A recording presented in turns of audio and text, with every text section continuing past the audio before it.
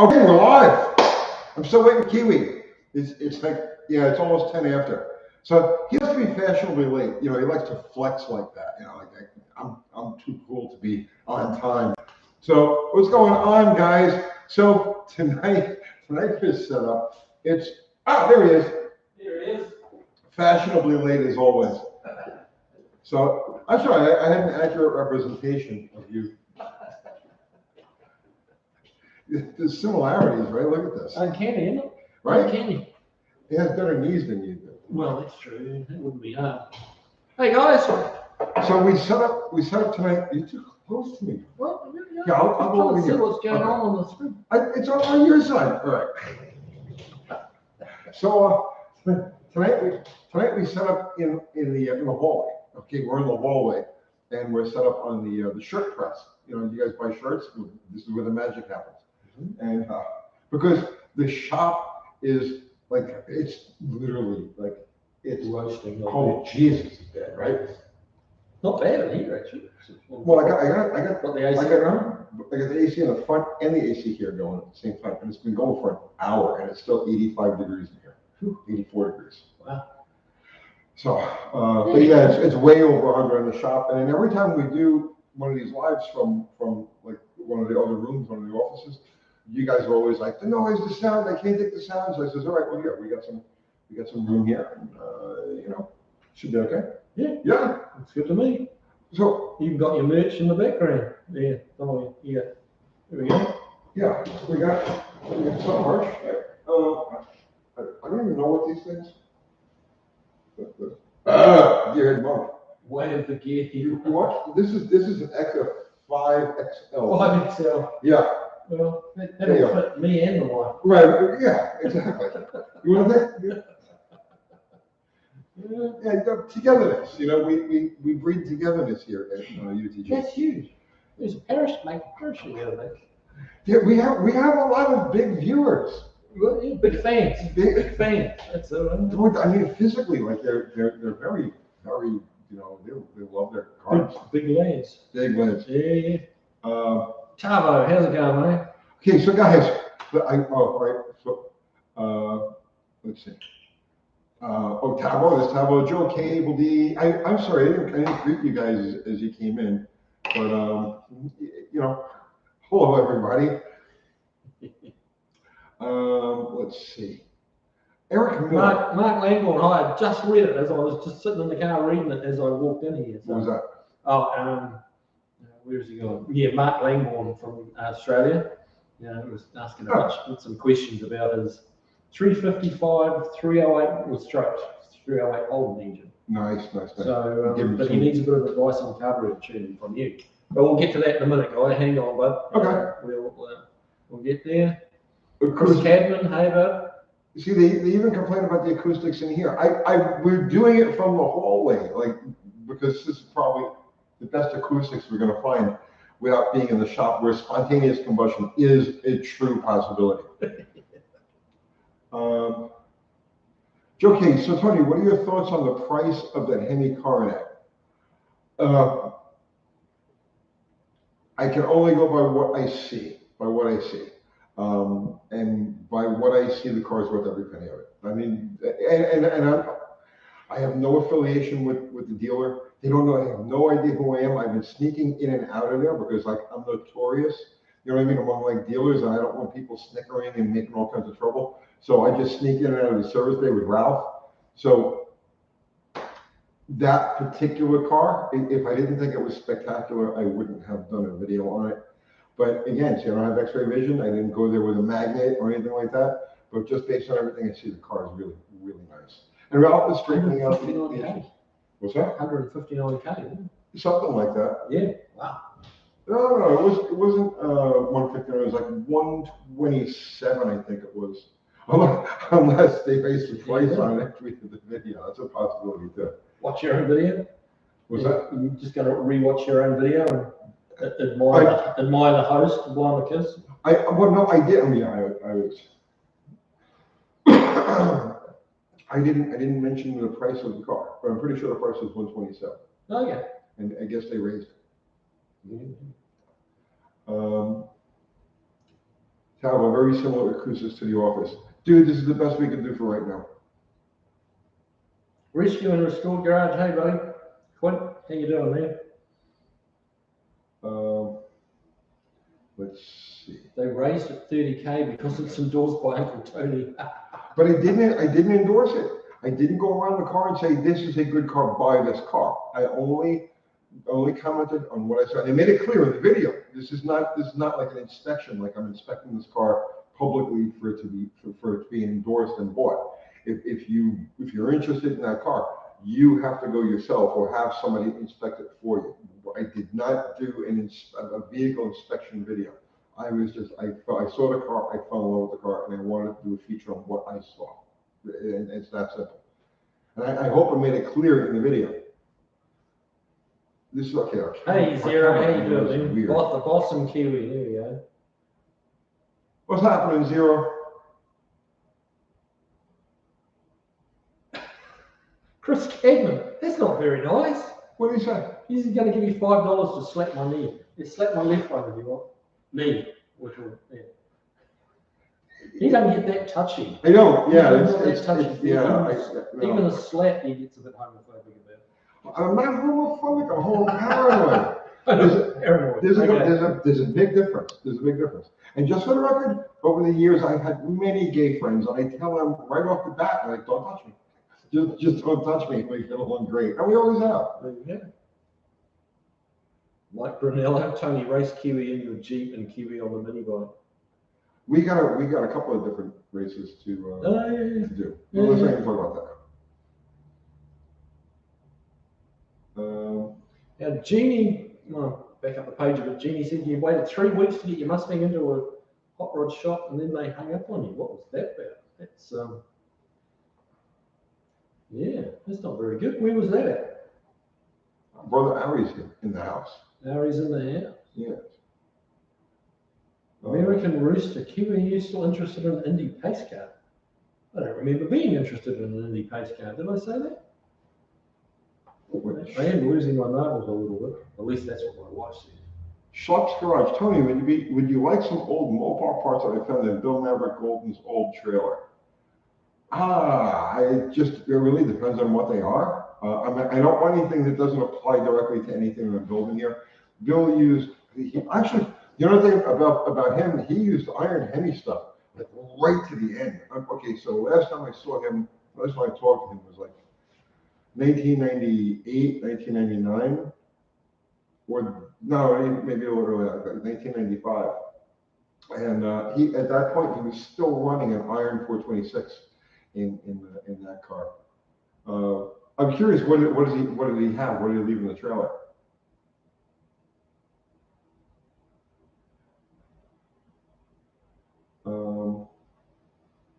Let's see. Charles J. Nolan, what's the consensus on the spark plug strap losing 29,000s? Follow video to come. I don't have a definitive answer yet, but follow a video to come. Have you do any cool videos this week? No, not a one. Not a one? Not a one. These people rely on you. And I'm sure they get frustrated, but man, I get frustrated. It's so hot in that shop, and there's just so much to do, and then going to the doctors and physio and all sorts of. Physio. You gotta watch that physio. You gotta watch the physio. But, my leg is getting better though. He said, that's what there's no race tonight on Raw. Oh. Yeah, no race. So. But that's what they used to call me back in my drinking days. What, no race? Physio. Physio. Yeah. Yeah, it was embarrassing, but.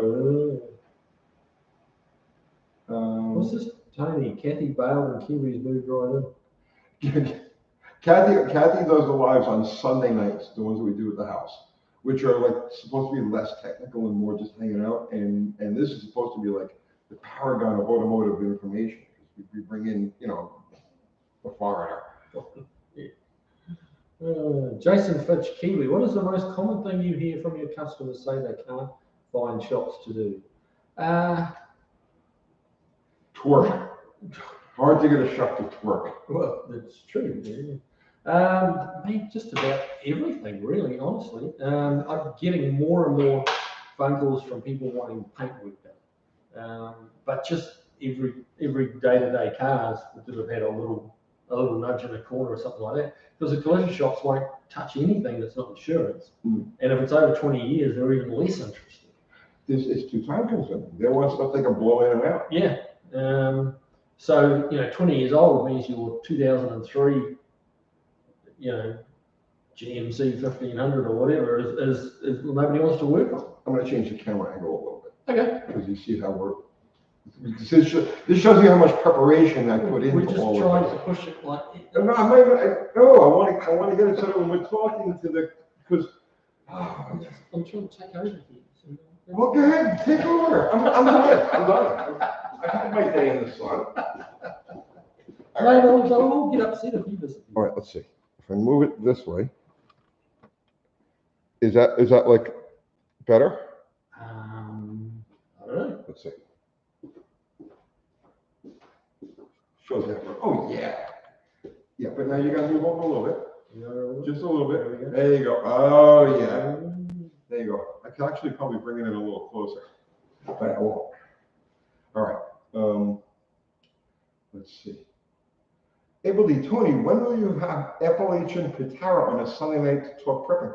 I love Pitara. Pitara is awesome. Kathy watches Pitara all the time. Pitara was on the TV when I left the house. I would love to have her on. I'd love to do something with her on Sunday night. Maybe we can put something together. Kiwi. I'm drifting off you. You've drifted off. Man, I've been cooked today in that workshop of mine. It was 100 degrees in the shop. Oh, dude, I did today. I rebuilt the seat in my Slinger. Right. In the morning, and it was like literally like, and for carpet down. And it was like 110 friggin' degrees in there. It's hot, man. It's hot. What do we got? Mark. Yeah, okay. So Mark Langborn has got this 304 Holden. Okay. That's straight 355, and he's having trouble with the down low running of it. It's a little screamer apparently. It does lots of RPMs. Okay. But it's just not happy down low. But he's one thing I picked up from the email, not happy, not popping back through the carburetor at low RPMs and stuff like that. But he's got his initial timing set, but it's really more about your total timing. I think possibly you might want to. Well, it depends on the curve then, right? So Right. let's just say the distributor has like 25 degrees of mechanical in there, and it's happiest at 35 degrees. Just pick a number on my ass, right? Well, then his initial would have to be at least 10 to make that work. But it may not be enough for the motor to be happy. If it's got low dynamic compression, forget about the static compression. If it's got low dynamic compression, it needs a lot more lead. So what you would want to do then is you would want to narrow the curve. You would want to narrow the amount of mechanical advance. So you still have your 35 degrees, but it only falls back to, let's say, 20 degrees. 20 degrees initial, and that thing will just romp when you stop on the gas. You see what I'm saying? Yep. So you want to narrow down the curve. So you got an engine that runs right mid-range. Let's say it gets over like 2,000 RPM, all of the advances in, and it just storms. Well, if that's the case, then you want to narrow the mechanical advance. Take as much of mechanical advance as you need out of it to get that bottom end. And the only reason you need the mechanical advance at all is just for easy starting. Yeah. That's the only reason you've got mechanical advance on a hot rod, not on a regular car where you're talking emissions and stuff like that. He's got an 8 degrees initial timing. If you got any sort of substantial cam in there, it's not enough. Yeah, that's kind of, I think an 8's on the low side. Yeah, definitely not But enough. you do need to try and determine what the total advance is when you've got it up at sort of 3,000, RPM. Yeah, 3,000 is going to have as much as it's going to have. 2.5, 3. It'll have full advance. It just depends where you put it. No, but I mean, as far as the mechanical advance, it's going to be all in. If it's a stock distributor, generally speaking, it'll be all in by 2,500. Right. Chris Catherine, at least Kiwi doesn't speak Scottish. Yeah. Let's get that wrong. Tell me, do you think there is a small block motor transmission that will fit into a 74 Dodge Colt Coupe? You mean a stock 74 Dodge Colt Coupe? Because those are built by Mitsubishi. There isn't a single like Chrysler domestic part in that entire car. No.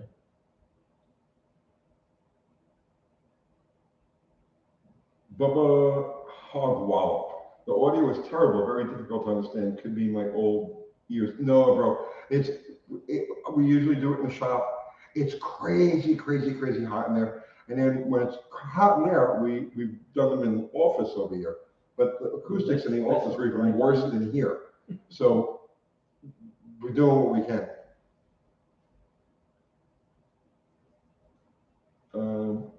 Mitsubishi.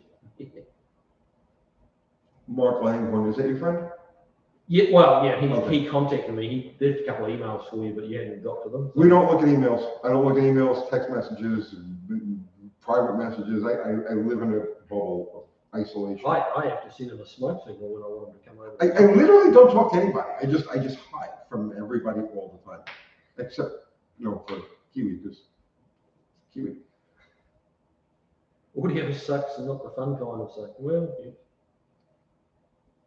Soundproofing, JK. Yeah, I mean, you could do a lot with, spend a whole lot of money on sound tiles and stuff, but once it cools down, we'll be back in the shop. So. Yeah. I mean, really, this is a freak thing for us in like the end of August. Usually it's beautiful out. This is like, usually it's in the 70s and there's no humidity, and we're just having like a late summer heat wave here.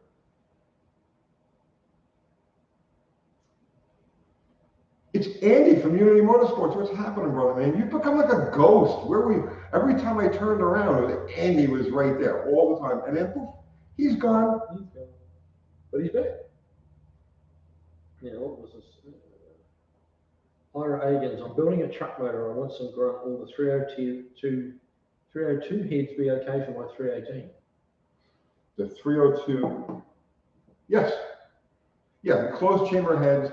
You're not going to pick up a lot of compression. You need like a half a point in that. But yeah, the 302 heads they're good. That's what they're designed for. They're designed for low to mid-range RPM torque. Johnny and Kiwi, any difference between the US 351 Cleveland and the Aussie 351 Cleveland? I believe there are some. They call them an M, a 351M. So yeah, I believe there are some differences, but it's not much. But honestly, the Cleveland's just not, a highly sought after engine here in the States. It's not like back in Australia, where it's, the Cleveland's massively popular. I wouldn't say it's not sought after, but well, I mean, it's like typically everyone wants a Windsor, the small block. Yeah. But yeah, and then they jump up to the FEs or the 385 series, but the 429s and stuff like that. The Clevelands were much more popular back in the 70s and 80s. Right. That was, yeah, you're right. You see, but I've been living 30 years in the past. So in my mind, it's like, yes, everybody wants a 352 in Cleveland, but no, you're right. It's kind of like today, not so much. And it's the aftermarket just is not supporting it terribly well. Hit the button. There we go. What were the things?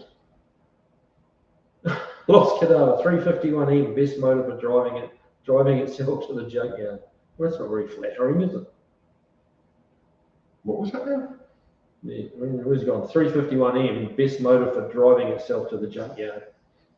They got there efficiently. Yeah. You can't argue with that. Zero's posted the link for my channel, so. Yes, by all means, go over there and subscribe to Kiwi. What is it today? I'm sorry. He's lost. I got nothing. I'm fried. And not in a good way. But yeah, Kiwi Classics and Customs. Yes. Come see me. It was a rough morning, bro. It was a rough morning. Yeah. Have you ever rebuilt a bench seat? Yes. The springs and all that? Oh, that's a lot of work. That's a lot of work. I couldn't find, so I took care of the mainsprings, but I couldn't find you know, the support, the stringers that run across. Right. You know what I used? Yep. You know what I used? What did you use? A fiberglass whip antenna. Okay. I took a fiberglass whip antenna Mm-hmm. and I stuffed it above the main springs. Right. And I anchored it to each spring, and it's perfect. Huh. Yeah. Can you feel it through the seat cover? No. No? No. Perfect. Perfect. See, that's ingenuity. But I can't do a video and stuff like that. I can mention it to you in front of these guys, you know, because it's Right. like a personal kind of setting. But I can't do a video on here. Look, use a fiberglass whip antenna to reinforce your beat up bench seat. Yeah, you get torn to shreds, wouldn't Yeah, but it works really good. you? Yeah. Kira's Catfish and Crocodiles. That would be a good channel. There you go. What we got here? Critters and Crawlers. DV is getting better. He had some major surgery about a month ago and is slowly getting back to his old self. DV? Which is DV? David Bizarre. Oh, was that? Oh, right. Why do I look so dark? I don't know. You got lights on? I'll turn that way. Maybe I'll look less dark.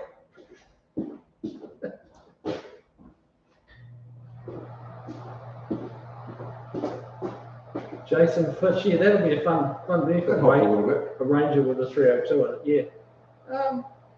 Why did Ford not build these? Yeah. Yeah, who knows how those lines and marketing work? Yeah, I would have thought it was very popular. But yeah, there's so much goes on in corporate that we really get to hear about that you know, they base these decisions around, and yeah, we just none the wiser. Tavro's Garage is saying, I had that job ahead of me, thinking I might leave that seat springs to a pro. Do that, because if I had half a brain, I would have left it to a pro. I came up, if you guys have never rebuilt a bench seat, okay, you can't imagine how wacky it is, right, and how it actually works. And even when you've got it together, you say, well, this can't possibly hold the weight of a human, but it does, Yeah. you know. Yeah, Chris Camden, what's your favourite Formula One engine? Of course I do. I'm a world-class man. I didn't think you were much of a Formula One watcher. No, I like the Schmartman. The what? The Schmartman. What the hell is that? Do I have to tell you about that? You do? No. I'm a Formula One fan, I haven't heard of that.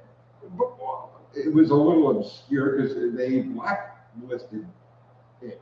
Really? The Schmartman, yeah. Huh. That was 29,000 RPM motor back in 1922, 1923. It was a little before my time. That's just what I'm saying. That's why you never heard it. It had 9 valves per cylinder. That was crazy. You know, a half-inch stroke, 7-inch bore. You know, because they did a lot of crazy things back in those days. Right. And the Schmartman was just completely untouchable. Yeah. Never heard of it. Yeah. I have to Google that. Yeah, they put a hit on it. They swept all references of the engine out of the history books. And right, you guys have heard of the Schmartman? No, you got me on that one. I'd have to say the Ferrari engine, the V12, is my favourite Formula One engine.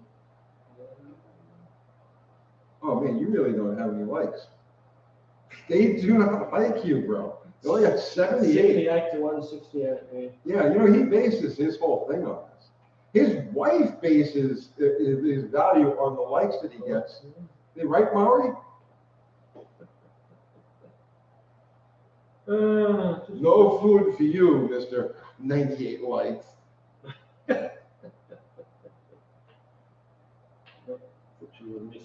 Oh, Cabazola, how did that Hemi come out after straightening out the valve train? I have no idea. We only did it a couple of hours ago. Like I shot that video and put it up, like, you know.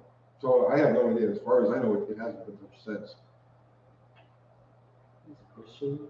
Stray Bullet 3393. Did detonation bend the spark plug electrode? That would detonation could have been the spark plug electrode. You know, so I'm gonna do a follow. Did you see the original video we did? All right. What are you talking? So I ran Sledgehammer last Saturday night, okay? And it just wasn't there. The first run, we ran like an 850, and they bumped the timing a little bit, figuring it would come around, it would feel better, and it did the same thing. But it missed. It was missing. And I was like, how is this thing missing? Because I've run it out here a bunch of times, I screwed it around, after I changed the converter, I checked the plugs, cleaned the plugs, put it all back together again, it was perfect. You got a good converter on there? You got a good converter in it. And I launched it out here and nearly crashed in the bottle rock. You know, I got that little piece of concrete in front of the shop with the slick marks on it? Right. Well, I just flat punched it there, and the thing just went, yeah! And the next thing I know, I'm sliding through the shop and just almost hit bottle rocket, right? So I said, this thing ought to be an animal at the friggin' track.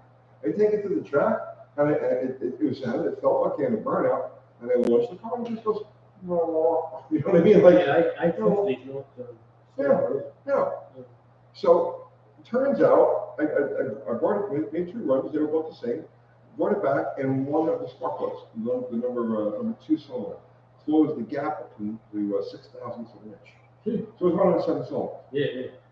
Which explains the difference in why did that happen? Nothing hit it. I got in the cylinder with borescope, nothing. Just everything looks okay. The top of the piston looks clean and no problem with it. Just the gap closing. So a lot of people said it was detonation. But here's the thing. Ran nitro cars for years. Nitro cars live in a state of detonation. Okay? Never had that happen. I've incinerated the ground straps. I have blown the ceramic out of plugs. I've annihilated spark plugs to where there's just nothing identifiable as a spark plug left when you take it out of the head, right? But I have never had the ground strap just close up like that. Something history, sure. It didn't hit anything else. Everything in the chamber is clean. I check every other chamber because a lot of times things you get like a piece of debris in the engine and it'll bounce around. Yeah. The cylinder. Nothing. You're all clean. So it's yet to be determined what that was. But I'm not ruling out detonation.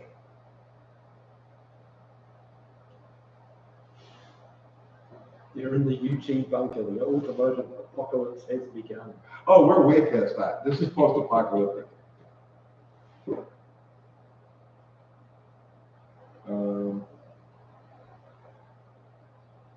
Straight Bolt is saying it had to be detonation. I'm not ruling it out. I'm not ruling it out, but it had no other signs of detonation. Like, okay, generally speaking, it'll show up on a, okay, first off, if you get a cylinder that's running that hot with that much detonation, the ceramic will come out clean, right? Or peppered even, because there's no other outward signs of heat or violence in the combustion end of things. I don't know. Hey, Mexican speaks in the house. Hey, buddy, how you doing? That's quite a sweet little pacer, the pictures you sent me. Yeah. You got to think over all these guys. They're sending you pictures. Yeah. You send them pictures back. They're like pen pals. Oh, I sent them videos. Send them videos on YouTube.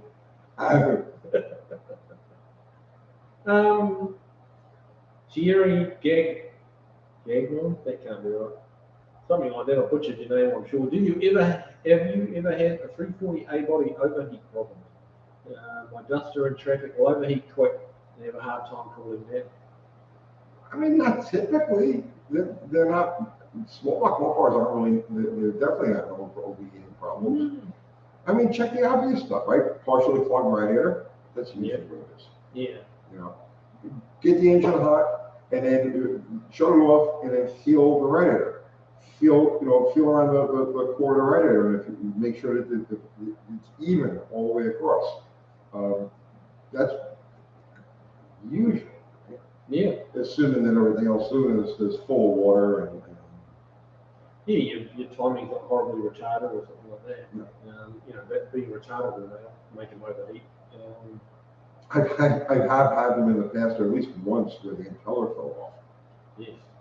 So, it could be a freakish thing, really hard to say what it is. But no, overheating is not a common flaw on a small block A-body.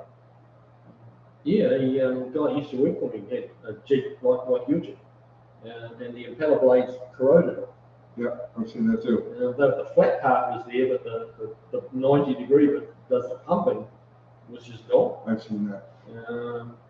There's a few things that can cause it, but Oh, there was a, oh God, was it the Chevy? The Chevys, the Vortec motors. well, were they the ones with the reverse water flow? The reverse water flow. And, well, first you had guys that used to put correct direction, do rotation water pumps on them and have overheating issues. Right. But I remember a couple of those where the impeller was in place, but it wasn't spinning. The press was so loose Right. that you could just take it and move it independently of.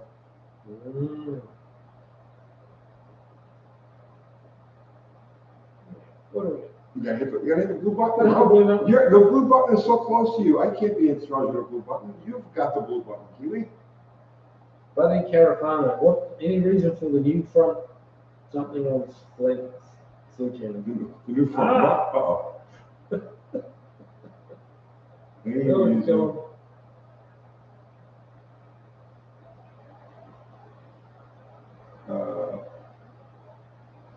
Wow.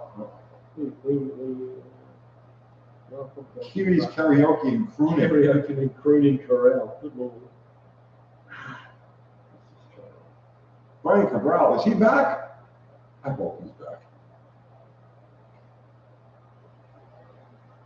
I don't know. So, whoever was asking that question about slag hammer. You put something new on the front of it? That's what I know. Okay. Okay. Mostly all. I think about what's happening. Yeah, commercials in the middle of life. And life is hard. Life is really hard. Mostly old parts. Kiwi, what's your preferred method of dealing with metal stretch and sheet metal after welding in a large patch?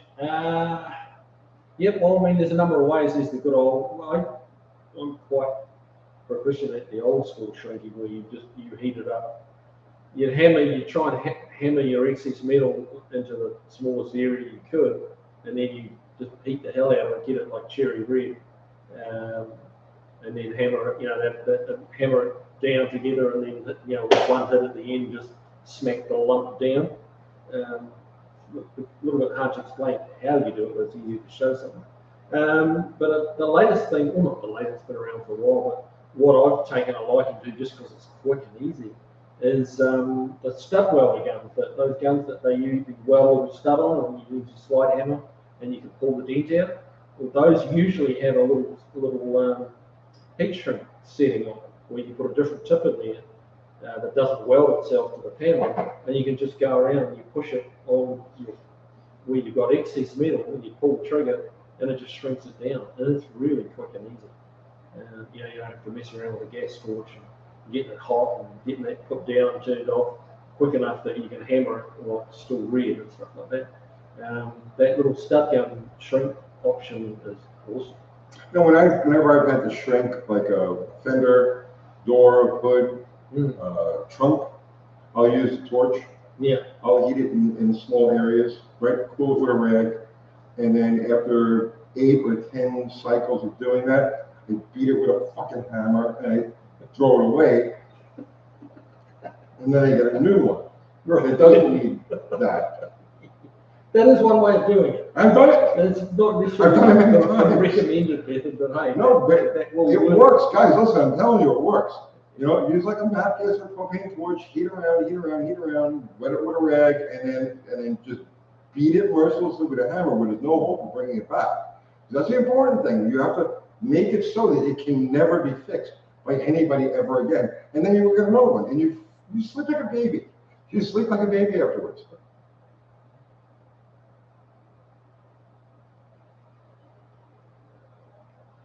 New front rims, yes, they put torque thrusts on the front of slag hammer. It needed torque thrusts, yeah. Come on, I call it slip, right? Oh yeah. You don't hate it well. You hate that car. You hate everything about that. Yeah. No, you hate that car. It's the opposite of everything you like. It doesn't mean I hate. No, it's not When you like the giant big wheels and you like the car to sit like knee 3 high. inches off the ground. Right, yeah. Yeah. And that car's the exact opposite. Yeah. Well, it is, but there's not many cars that I don't like. Well, I genuinely don't like. Okay. I don't like dogs. You don't like dogs? Dogs. Oh, dogs. Dogs.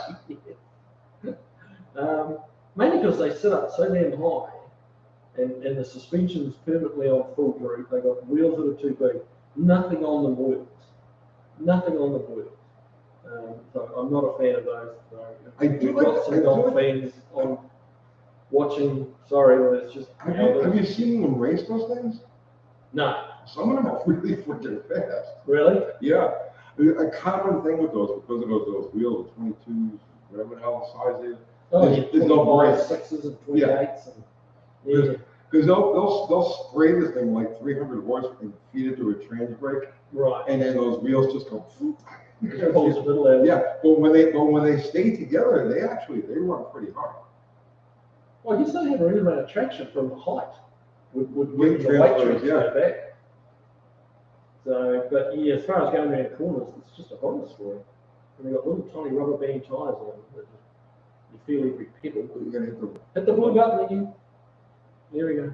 This is where we skip some of your guys' questions. we We stop to watch and then we hit the blue button and you get this. So. Alfredo, Tennessee. Where is that, Zero? I'd like to visit that. Clean Nickerson, get crazy and silk screen your back. Lasts longer than a temporary tattoo. I have. Don't tell him that. He'll do it. I have a UTG screen over there. You wanna? No, I'm not. I think might be some ink here. Here we go. Yeah, no, that's can't make a T-shirt out of that. No. All right, well, Can't make anything of it. there goes the profits.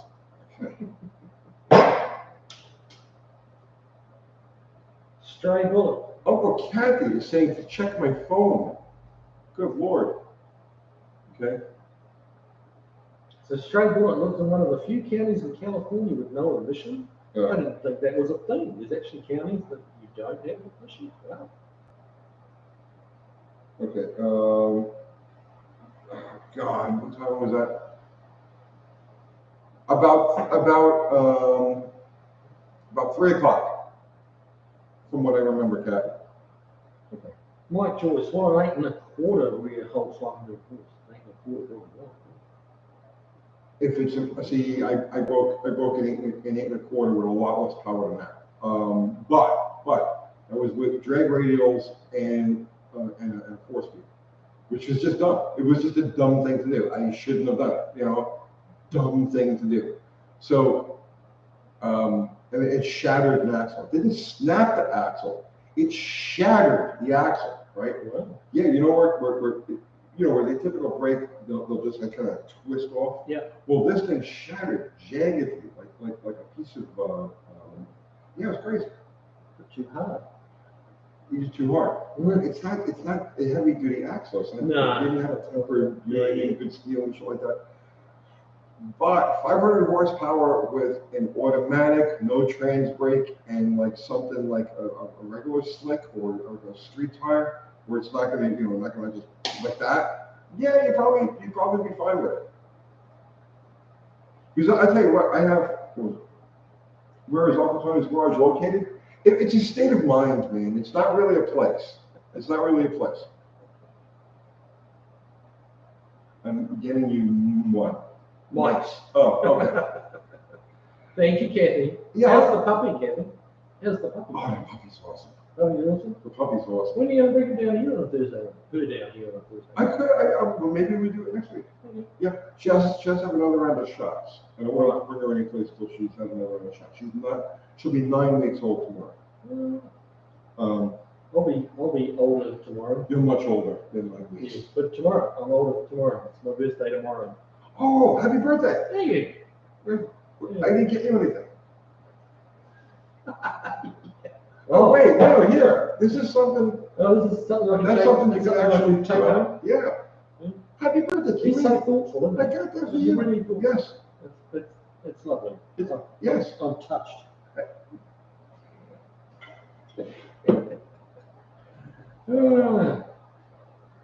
Let's Kiwi's Cake and Candle. There you go. Tacos with Mike's.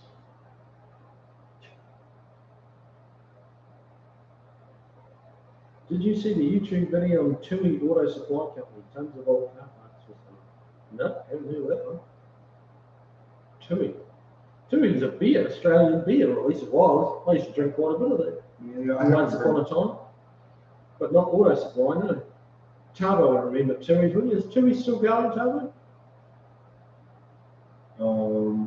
Mike Joyce, can find a 8 3/4, never retrofit anything before. Okay, it's not that big of a deal. You just cut and weld purchase, get your pinion angle right. You should be good, and mount it so that your pinion is 1 3/4 inches to the passenger side, to the right side of the car. So that's all you need to do. Mount an 8 3/4, 3 degrees down, right? Preferably just about 3 degrees down in the pinion, and with the pinion offset 1 3/4 inches to the passenger side. And you're done. You're done. You can't go wrong. Salvo 66, any thoughts on 389 rear ratio for drag racing? Probably a little tall, you've got a little bit larger if you could. Yeah, I mean, it depends on what you're running. Like a turbo car, it would be perfect. A nitrous car wouldn't be bad. And 8 mile or quarter miles will make a difference too, obviously. Yeah. But for a normally aspirated average engine, like 400 horsepower engine, like average weight car, 3,600 on the start line, no, it's not a good rear for drag racing.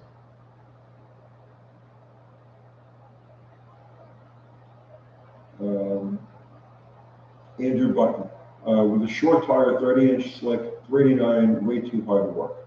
But again, is it turbocharged? Is it nitrous?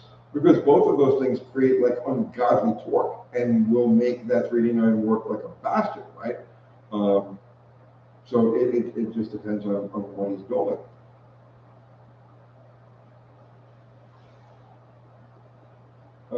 Kiwi Mopar Tragic. Tony, have you swapped that SP2P manifold out of the 340 for the 340 manifold? No, bro. I spent some time with the carburetor. I'm going to do a video on it. And I got that combination to work really, really well. It shuts off at like 4,800, 5,000 RPM. It just won't pull a lick past that. But in the 2 to like 4,000 RPM range, oh, it's awesome. It'll just really. I just had it jetted too lean. Everything was just too lean. I gave the motor more fuel, and man, 2,000 to 3,000 RPM. That thing just like really starts pushing you back in the seat. This way. Right. Yep. Yeah. Nice car. No, it's a low bit. It's all Bongo. Is it really? It's all Bongo. Huh. The whole thing. Okay. I haven't really looked. It looks better than Sledgehammer. See, I know you hate Sledgehammer. I really do. Would I own it? Probably. I don't hate it. You dislike it. It's not your cup of tea, as you would say in your farm. Yeah. You guys do the tea out there? You do the little spotted tea thing? Yeah. That's the thing. Because in my But not iced tea. I don't really have iced tea. Sweet tea. Or hot tea. Hot tea. In my mind, in my Americanized mind, right? You know, everybody with a foreign accent has a spotted tea. Okay.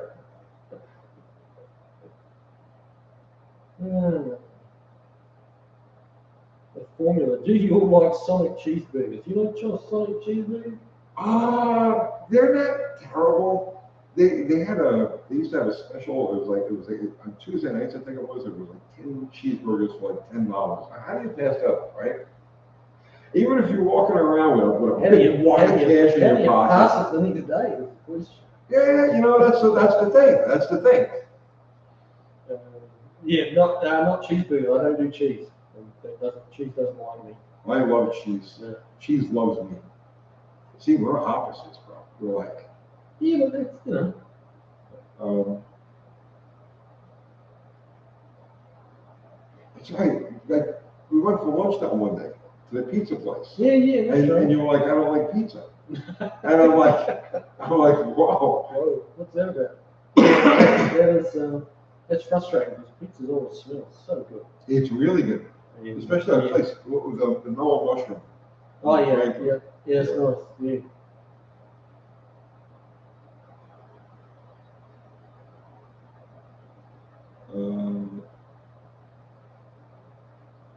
Let's see. In-N-Out Burger is coming around. I think we're getting an In-N-Out Yeah, there Burger is here. an In-N-Out Burger. Last time I was in California, I went to In-N-Out Burger and I was like, okay. It wasn't bad, but it wasn't outstanding. But here's the thing about In-N-Out Burger. When did we become food critics? Dude, I'm a total foodie, and I regret that I do a car channel most of the time because I would much rather be doing a food channel. Oh, really? Okay. Yeah, no, seriously. You I have no idea. like my food. Well, I've been losing weight. I have not. Yeah, I've been working on it. But no, I'm a foodie, bro. I love food. I'm food motivated, food driven. So I identify with the dogs as well as I do. Because it's like they just don't care about anything else. No, I'm the same way. But In-N-Out Burger, okay, what a lot of people don't know now it's become like a national chain. In-N-Out Burger started out, okay, before I even say, does anybody know the history of In-N-Out Burger, where the very first In-N-Out Burger was, where the whole chain came from? Zero should know. We call them Jesus burgers. Ari should know, because well, I won't say anything else. Rick McIntyre, I respectfully request technical topics on the Tech Talk. Matthew Booth, Just kidding. do they have a Checkers rallies in Tennessee? That is real junk, bro. That's Checkers is bad. It's nothing but fat. It's literally all fat. There's no meat in there. Yeah, somebody, Joe Kane, Tony, have you done a video covering tires, like a tire tip? I've done not a broad video on tires. I've done videos on tires, tire pressures and stuff like that. But I've never. No, I haven't done like a comprehensive video on tires. I want to see if anybody got that answer.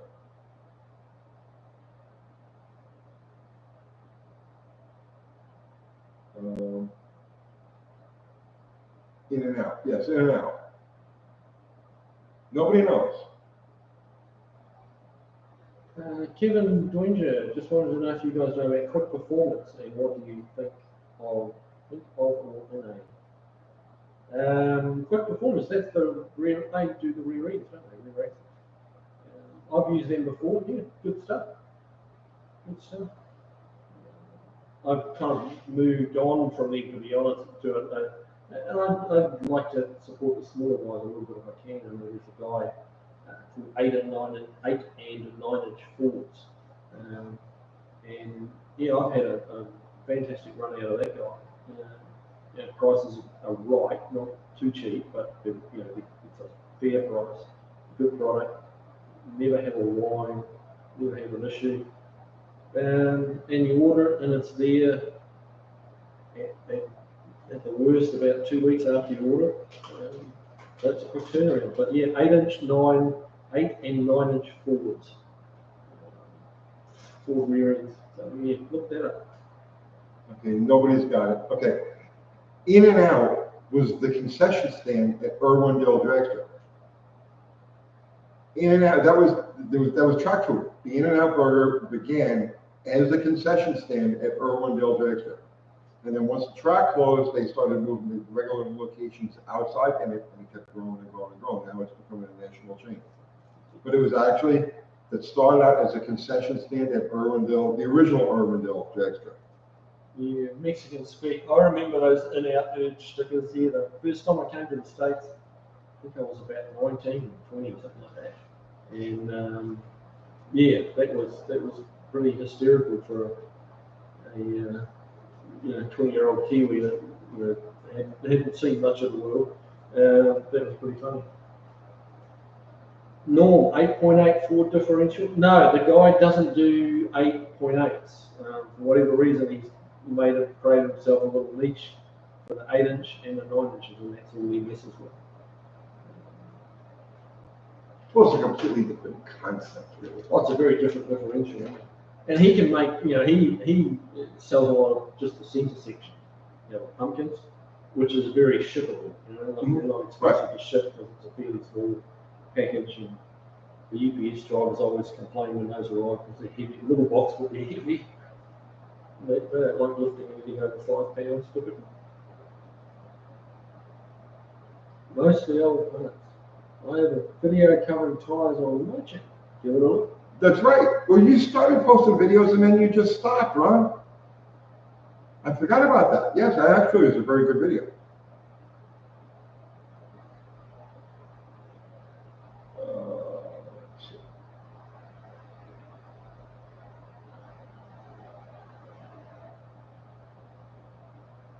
Okay, Mean Machine Mania. I'm working on a rocker arm shaft assembly and I'm replacing the shaft, but the pedestal and rocker arm bores are worn. Can I hold them and plug the oil outlet to compensate for more clearance? That doesn't sound like a good idea. Let me read that again. The pedestal and rocker shaft. Okay, so it's pedestal bore. That means it's a Ford, right? Hone them and plug the oil out. Either a Ford motor or a Hemi. Or a very early Chrysler wedge motor.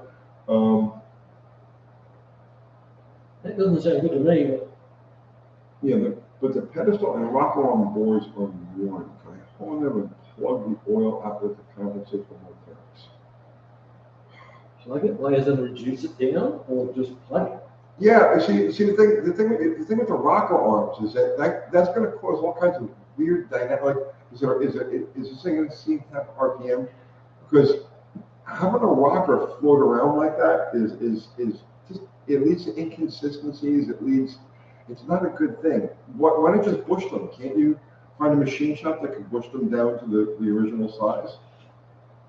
I know it's probably money you don't want to spend, and it's a step you don't want to take, but if it's a performance engine, that's what I would do. I would take those pieces and have them bushed down to the back to the original size, or have the shafts hard chrome. Okay, build it up a bit. Yeah. Most of the old parts, Kiwi, what would you tell a customer if they requested adapters spaces to be used on their car? For me personally, adapters, forget it. Like, no, just no. I'll tell them to give up that idea or find a different shop. Spaces, 6mm or 1/4 inch. That's it. You start messing up too much stuff, like overloading bearings, messing up scrub circle, scrub radius, I should say. Now, at what point would you resort to violence? No, just chill my back and walk away. Really? It's like, no, I'm not doing it. No, sorry, no. What if they kept insisting and they called you names? Like, at that point, would you like shoot out the windows? I don't own a gun, so that's not an option. You don't have that. I don't own a gun. How do you have it on the gun? Because I'm not American. I thought you were American. Didn't you take the citizen test? I did take it, but yeah, part of becoming a citizen is not having to own a gun. You're in Tennessee. I know. Literally, everybody is armed. Everybody, all the time. Well, not this Kiwi. You want a gun? I can give you a gun. Yeah. I'll have a gun for you next Saturday. No problem. I'm gonna give Kiwi a gun. You gotta have at least one. No, it's just I such a think we have different. one here. It's such a different culture in New Zealand. Like the gun ownership is. I think I got a 22 around here someplace. 2% of what it is here in the States. I'm No, I'll drop it and shoot yourself in the. No. Guns are your friend. Guns are your friend. They are. Sure, Kiwi boating accident. Like, what's that about? Did I miss something there? Nada. Oh, it's where you lose the gun. Yeah. The gun? Yeah, you have a boating accident. So let's just say you have to use it in a way that isn't completely legal, Right. you know, and it's registered to you. Mhm. Well, you have a boating accident. You lost it. It fell out. Oh, it takes a little while, but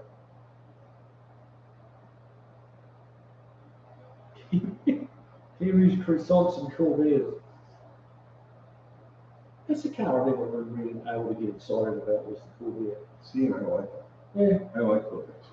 they're okay. They're just not like, ooh. I like the really early ones, you know, 60, 61, Right. 62. Yeah. And I like the latest one, like the 69, 68, 69. The ones in the middle are so-so. But the earliest ones and the latest ones are just so snazzy. You know? Mm. I can see it might not be your cup of tea, but I do really want that. I did see one like about a 67 Corvair. Yeah. Which looks, you know, they look a little like the Camaro. Yeah, I think that was old generation, 67, 68, 69. Right. Yeah. And I saw one of those with a lid down at V8. They flipped the transmission over. Yeah. You know, pointed it forward and had a small block Chevy in front of it. And that was pretty cool. What do we got? What do we got? Have you all been hearing about aliens? Man, I don't watch the news. I don't have time to watch the news. Too much. Kiwis gotta go. Mm. It's great. Things are so screwed up in the world that they, you know, the government finally comes out and says, yeah, we got aliens, we got crash spaceship, we got bodies, we got all that stuff, and nobody cares. Just nobody cares. It's like that's Just just the government. I mean, this is how like I literally don't usually watch the news. So did they actually? yes. They did it in low key kind of ways during congressional hearings, and they had people on working for the government that said, yeah, we got that stuff. And nobody cared. Just nobody cared. It shows you where we've come as a society. It's crazy because I mean, what a third of television programs and movies are about space. Yeah, but now we got to try to explain to them why we kill them in every movie. You know what I'm saying? Yeah, I mean, if the aliens are watching what we're producing in Hollywood, they would be like, we're not really wanted there. The Trump mugshot is out, badass. I got to see this.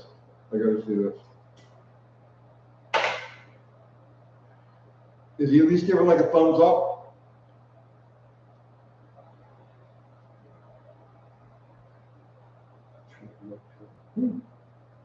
So,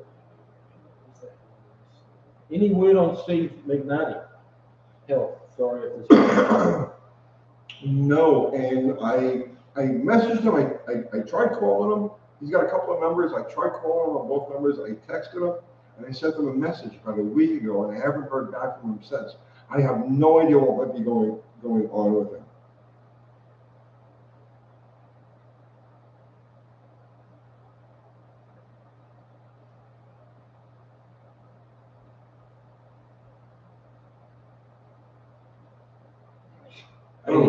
Glenn Nickerson, alien technology, they have come for the Hemi.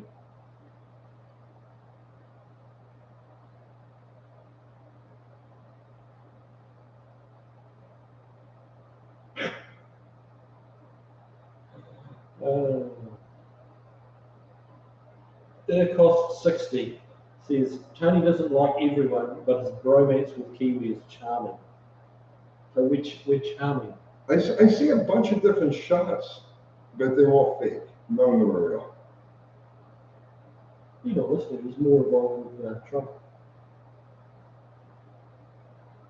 I know I know what my mugshots look like, but I know that if I was him, I know what my mugshot would look like.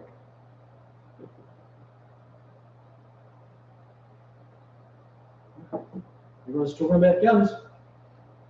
See, because America, we love our guns. Yeah, you do. Bob Thompson, any chance I can get a Tony built 440? Not a prayer. Not a prayer. I can't even get one of them. There is not enough money in the world. Just nope. Kiwi's claims of cool days.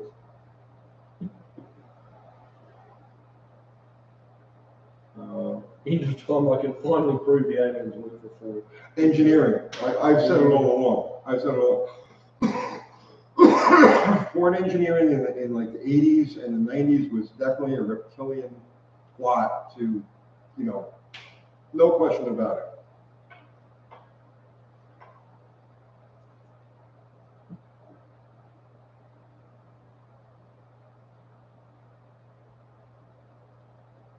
Yeah, because I want to know why Tony no liking Thunder Hill 289. I've heard that. Why don't I like him? Because he trolled me. He was trolling me.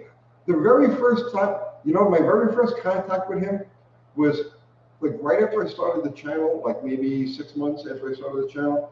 And I got an email from him telling me that I have to stop copying him.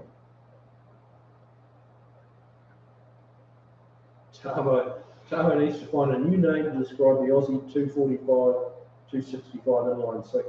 Too many sorting their diapers with me calling it a Hemi in the video. The thing is, it was a Hemi. Well, it was the semi-Hemi. What was the semi-Hemi? The straight six. Aussie. Yeah. But semi-Hemi applies to the Gen 2, or the Gen 2 and the Gen 3 Hemis. And it can't tell for polysphere as a semi-Hemi. Yeah. It was a marketing thing, but yeah, people do get a bit wound up about that. It's like, all the people calling their 68 Hemi Coronet a Hemi, they're not really Hemi, are they? They're semi-Hemi. Which on the 426? Yeah. They're close. So true Hemi, the early is a completely round combustion chamber with no squishy areas. Right. Yeah. Okay, so early Hemi, 330, all of them, the Chryslers, the Dodges, the DeSotos, they were true Hemis. Yeah. Okay. Then the 426 isn't quite a true Hemi because it's more of an oblong. So it has a round, flattish area, and then it goes to its dome. And the dome isn't quite, right? Yeah. So it's not a true Hemi, technically it's not a true Hemi, but it's much more of a Hemi than, let's say, the Hemi, the new Hemi. Right.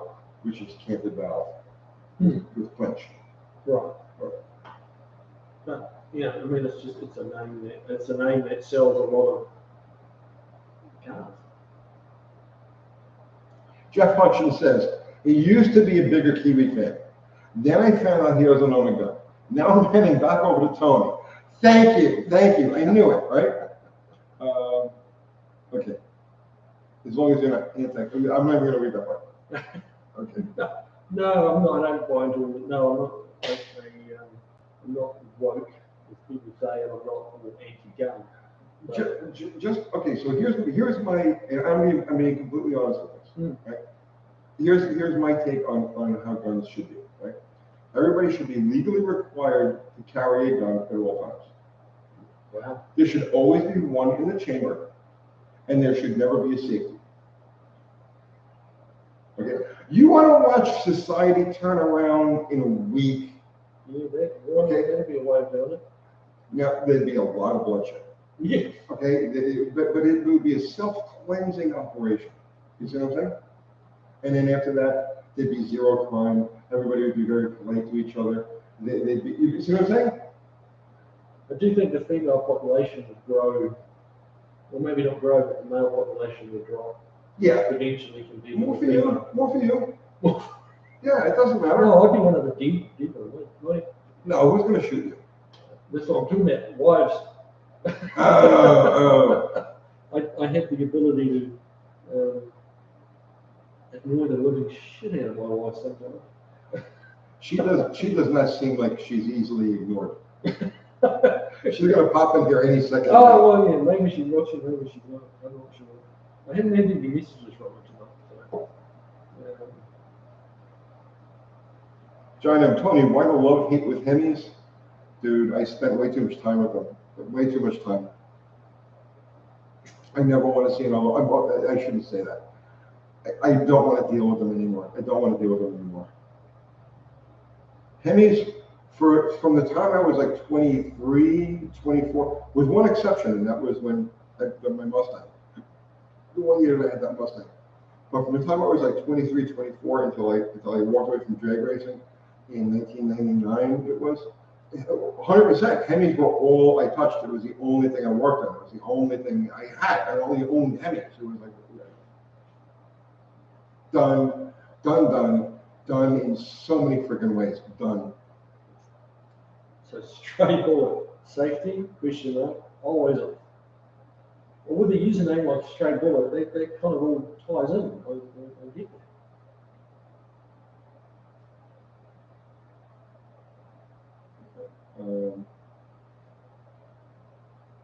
Let's see, 22B.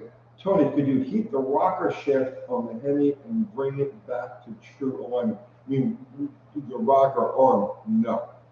No, the heat treat on those things is very specific. We can't mess around with them.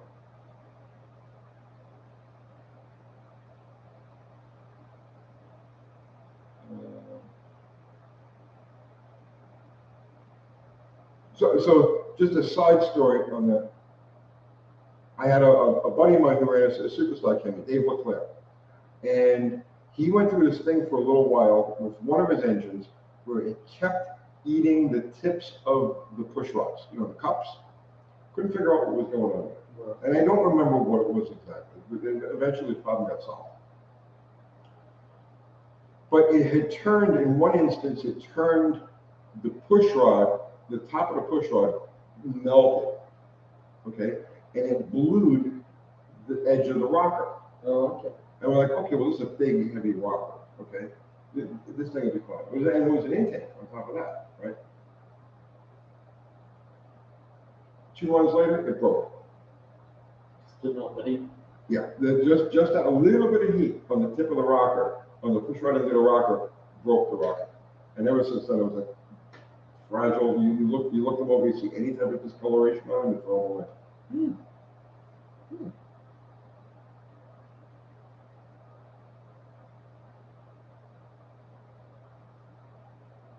Al Stone working on a 56 Dodge Custom Royal with a super red ring pole.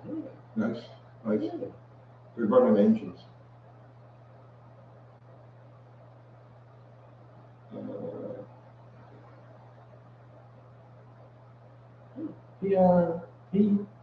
PZRX43, the importers of USA cars have to make new rust protection in Finland because they've already started to rust when leaving the factory. The Finnish authorities have demanded new protection. That's interesting. As well they should. It's interesting. Finland, man, that's the home of rallying. Finland? Finland, yeah. Some of the best rally drivers ever have come out of Finland. At one point, I believe it was their national sport, was rallying. Yeah, I can't think of anything that's coming out of Finland. Like this, you're saying that, but I can't think of anything else. Like there's no, like, I'm sure they have it, but you've never been like, I've never seen like a Finnish restaurant. Or, that's a good point. No, neither have I. Have you ever seen a Finnish movie? No. A Finnish TV show? No. A Finnish song? A Finnish band? I'm sure they're out there, but yeah. But no, there's no Finnish space program. No. So it's like, yeah, it's a very obscure country. No, I'm not shitting on Finland. I'm sure they're wonderful people, but it's a very obscure country. Yeah, but it's interesting though that they're enforcing that on the rust protection. What are they like on like the safety of cars coming in from America? How tough are they to get complied, if that's the right term, or to be allowed on the road? Do they have many other hoops to have to jump through? I'm curious. Finland's a place I want to visit. I really desperately want to go and watch the Thousand Lakes Rally over in Finland. That is one of probably second only to Monte Carlo. What is it? No, I wouldn't go with you, but I would look at the pictures. You weren't invited. What? You weren't invited. Oh, well, yeah, and that. No, I'm kidding. Did you see the birthday gift I gave you? I did. Very nice. Tomorrow is Kiwi's birthday. Give him a like. Kiwi needs a like for his birthday. Yeah, it's close. 144 to 138. I'm doing it is. On your ass, man. You are. Figuratively speaking. 139 to 144. Oh my God.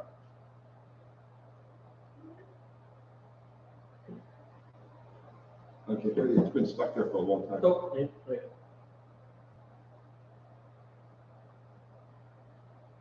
Formula, thanks, man. Everyone's wishing me happy birthday. I appreciate that. Kiwi is the man. You like minis? Yeah, minis are cool. They really are. They're yeah. If you've ever had the pleasure of doing a transmission on one, that makes them a little harder to like if you've got to rebuild a transmission on one. But yeah, fabulous car, so far ahead of its time. Yeah, great little cars and fun. You just drive with wheels on them. We used to have a racing series back in New Zealand, which was all mini sevens, they were called, which were little 850cc. Yeah, not much power at all. No, I'm sure it was. Well, you get a high-speed sweeper and they're 5 abreast. 5 of them side by side, all screaming around. One of them's got quarter of a horsepower more than the other. Yeah, it makes a but difference. It's just making. And the driver ate one less bite of his croissant that morning. It was great racing and like some great crashes. Matthew Booth, well, I was growing up a guy with neighbour had a Morris Minor. How old are you? Me, 62. Oh, jeez, you're older than me. Yeah. Yeah. How are you? 61. 61. Yeah, not much older. You're catching.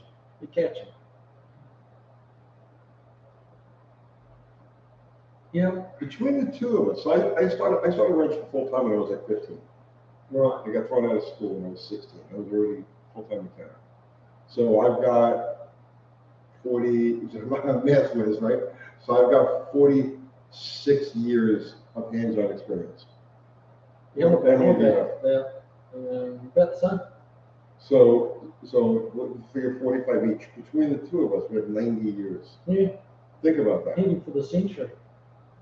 Yeah, dude, crazy. We have 90. You realize that, guys? Between the two of us, we have 90 years of hands-on experience. Sometimes I wonder how the hell we know so much, right? And then I realize we're old. Yeah. And then you look at the combined. And if we could remember what we've forgotten. I've forgotten so much. Yeah, we'd be just like an encyclopedia.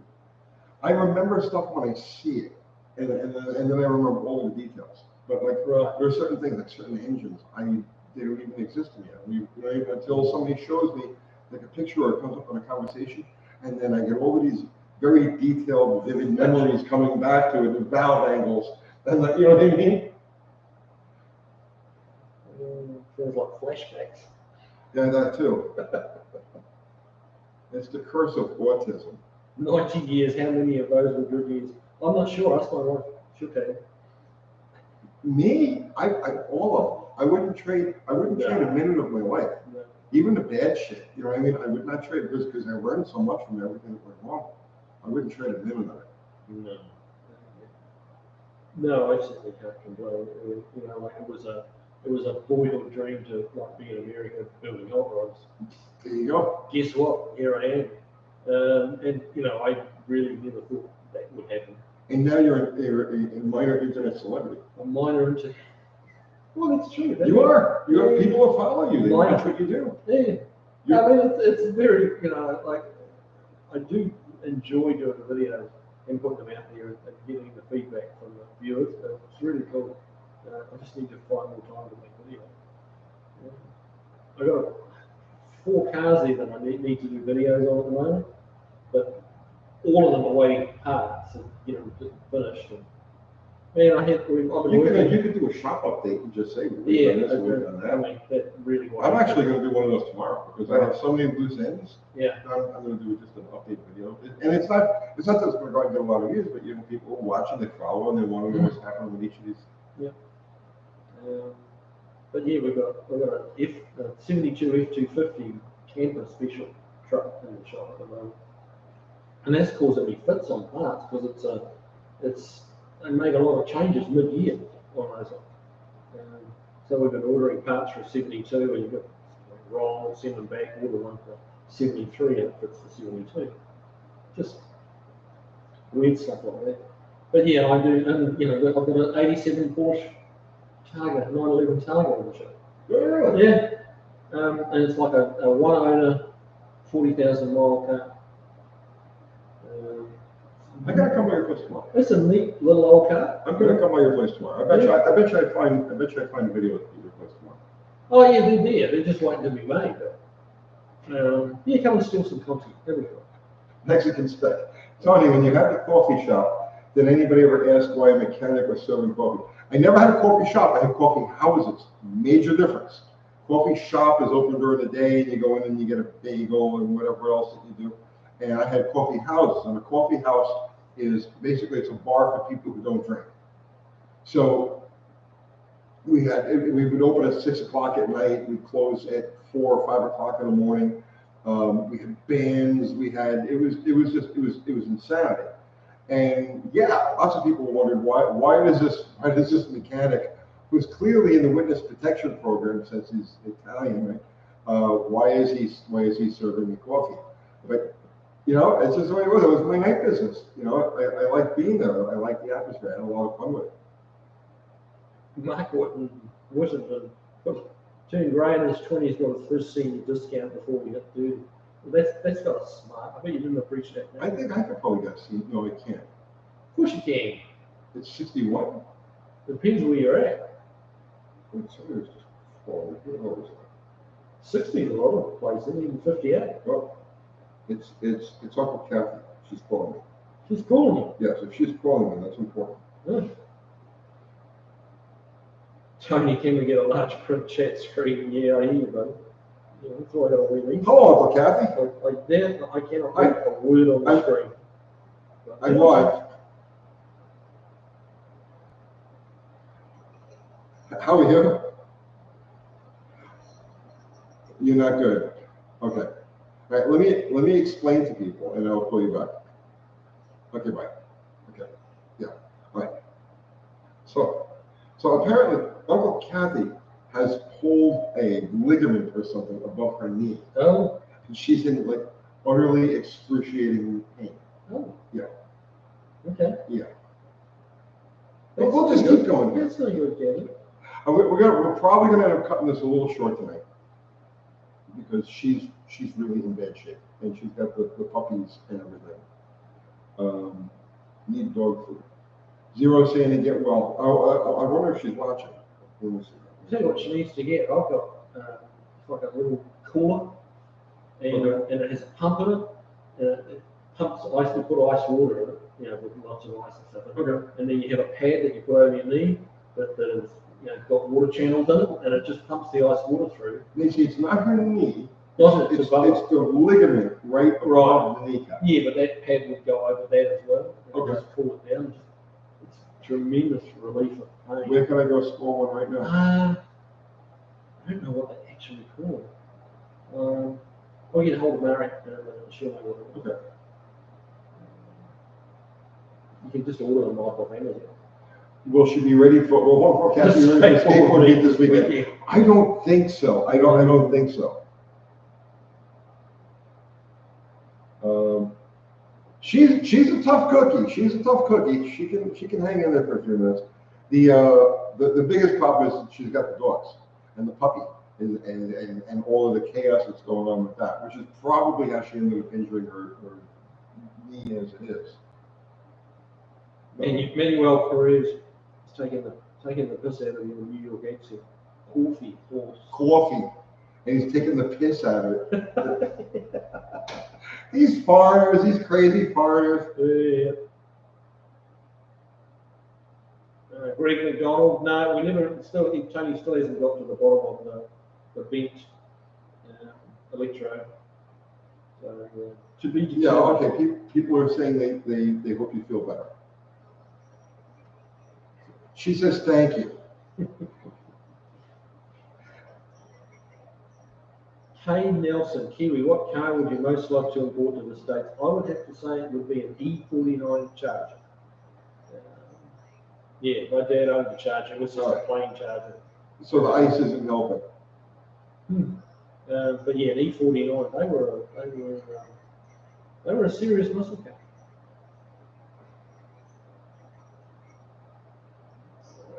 Let's see. Yeah. Chris All right. Cameron, I blame the chicken. All right, can I keep going here for like another 20 minutes or so? All right. Yeah, start drinking. Start drinking. You'll be fine. You'll be fine. All right, bye. Vodka. This is the problem with getting old. Is all of a sudden stuff just blows out on you. Yeah. Stranger sound. Kiwis, Critters and crunch berries. There you go. Franco, Tony, you better take care of Uncle Kathy. She holds the whole act together. She does. I swear to God, I was just telling her today, and I say it all the time, our operation is way too fragile. Too dependent on Yeah, like 1/2 people. yeah, it's tough. It's tough. When she goes down, the whole thing just is like. Who goes to hell to him? She last year, or was it earlier this year? She was in for heart tests. Oh, Okay, and they kept her for like 2 days. right. And instead of being able to like sit and rest, she had the laptop where she was editing videos to get them out. Right. Yeah, that sounds like my wife. That's the sort of stuff she did. Okay, let's see. Josh writes, is the camshaft and cylinder head technology that much better than 25 years ago? Seems like you can make 500 to 600 horsepower these days with basic bolt-ons. Oh, Jesus, you beat me. I'm winning. This is what winning looks like. You won. You won. Okay, 500 or 600 horsepower is a snap these days, mostly because of the aftermarket cylinder heads that are available, the improved or the higher science intake manifolds, stroker big engine kits. It's so easy to bolt together 500 or 600 if you got the money, right? It's so easy to bolt together 500 or 600 horsepower, and then you get the power adders and everything. Now, as far as like camshaft tech, so the main difference is all that is technology in combustion chambers and camshafts and we'll name it, was all available way before any of us were born. And it showed up in places like Formula One, factory racing operations, especially the Germans. The Germans were way ahead of everything. So in the 1930s, 1920s, 1930s, they understood all of the stuff that we know now. But now those parts or that technology has just filtered down to the regular person that can just order a cam and you can order all of the latest technology where you couldn't do that in years past. Okay, let's see. Factory cylinder heads are a hell of a lot better nowadays. Yeah. I think for me, like with the production car horsepower, a lot of it's down to the ECUs. Yeah. The engine management system, they're able to run more compression. The timing curves are so much better. Well, even those same engines carbureted, right? So you think of LS, the carbureted LS, right? Mm. All of the race technology, the exotic race technology from 30 years ago, 40 years ago, is what's in those engines now. Yeah. Low grade piston rings, and cylinder head contouring, this, that, yeah. It's all like full. It's like NASCAR technology on a street car. On a street car. Yeah. And then when you throw the management side of it. Yep. And this is not. That's the icing on the cake. We're not talking about Holly Snider. We're talking about an ECU that is very advanced and has millions of dollars worth of research in it. They're very clever. The modern ECUs. Very expensive when they go wrong, but very clever. Anthony Barber, Tony, did G.G. Allen play at your coffee house? No, G.G. Allen never played at my coffee house.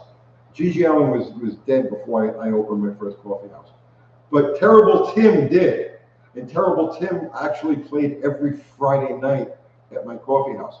And I used to be able at midnight, so Terrible Tim had a Friday night spot, okay, where midnight on Friday night, Tim would come in, he'd sit down, set up his guitar, right? And then the Terrible Tim Nation, his followers, would all come in.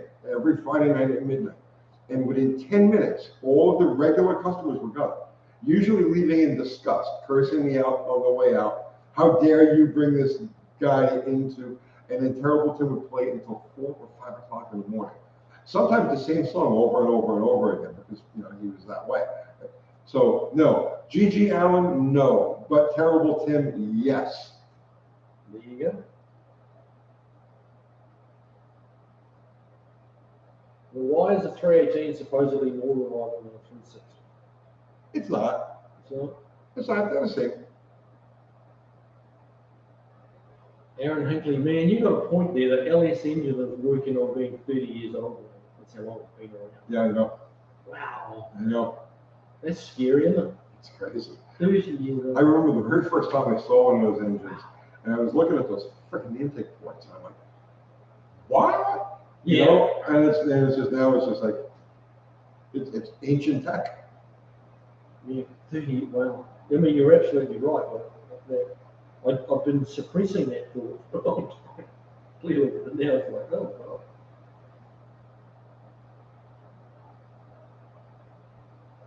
Zero saying G.G. Allen proves that no men went to those shows. He lived way too long. He got buried in a jock strap and a leather jacket and a bottle of. Seriously? G.G. Allen? Yeah. You notice the pictures from G.G. Allen's funeral? Hang on. I'm a foreigner, I mean, when the guys down in sleepy old New Zealand and all that was going. Oh, G.G. Allen, man. He was like the dirty, disgusting underbelly of New York City punk back in the day. Hmm. There you go, G.G. Allen's funeral. Images.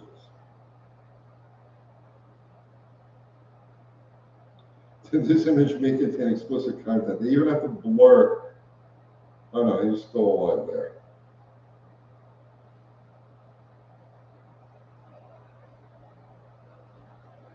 Here. That's his funeral.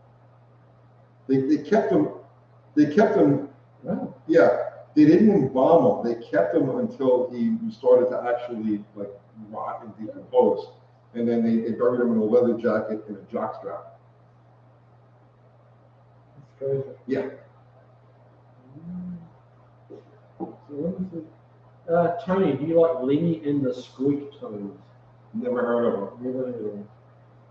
Sure as hell I do.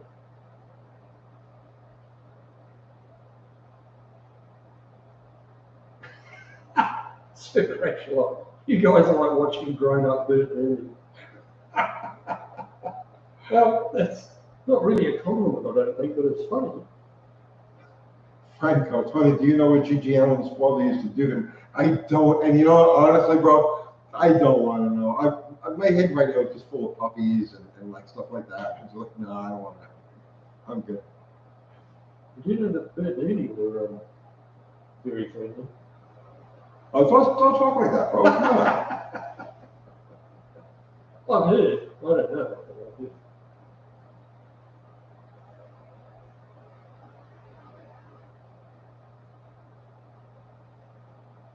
Iggy Pop. Man, I was not really crazy about Iggy Pop. Let's see. Best band? What's the best band you ever saw? You like slick disco music, don't you? No, not this. No.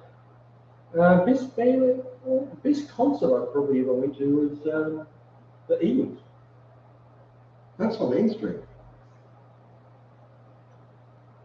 That should have put on a good show. No, they did. It was the Hell Freezes Over tour, and it was really good. Mind you, I was like 2 rows back from the front. I managed to land on some awesome tickets. But yeah, that was a great concert. Like they sounded like they did on the record. Yeah, there's a lot of I them. remember going to see the Beach Boys, and that was like, really? Like who are these? This doesn't sound like the Beach Boys. Well, remember, I saw Queen back in the 70s, and Queen sounded exactly like they did Really? on the albums. Best band I ever saw, ever, by a huge margin.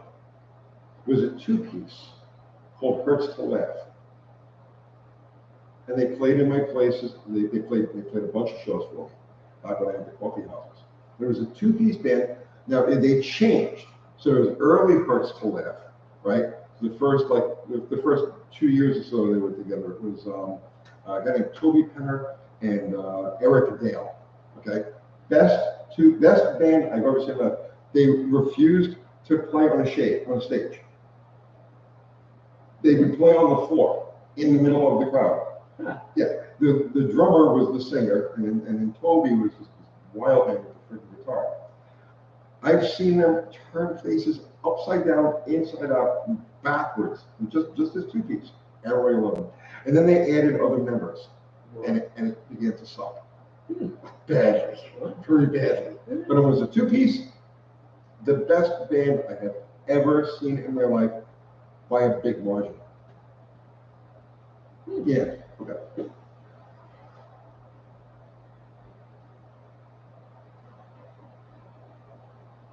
Beyond the Pratt, yeah, the Ramones. Tito Puente. All right, let's talk about cars. We got to get back to cars. I don't know how we got sidetracked like this. Chris Campbell, what is New Zealand's national anthem? God defend New Zealand. Don't ask me to sing it. That's not a thing. Yeah, that's the name of our national anthem. God defend New Zealand. Yeah, I never heard it. Yeah. Well, you'll have to listen to it on video. Coming right up. Oh, Hey, the World Rugby Cup, the Rugby World Cup starts, I think, tomorrow. Oh, well, let's YouTube this. So if you want to see some Kiwi stuff, we are big rugby players, man. God defend New Zealand. Okay. They do a Maori version, and Maori is our indigenous people, kind of like the native Indians are to America. And Before I hit this, do we have to stand? not for me, no. Okay, well, I don't know. I don't know what the protocol is. It's not a great song, no. Oh, that's the Maori version. That's awesome. What language is that? Maori. That's the native language. Yeah, the native Okay. language. She got a soft voice. Yeah. Oh my God. She got a high voice.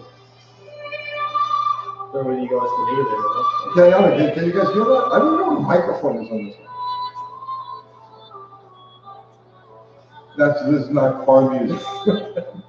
I have some respect, man. They got cars in New Zealand.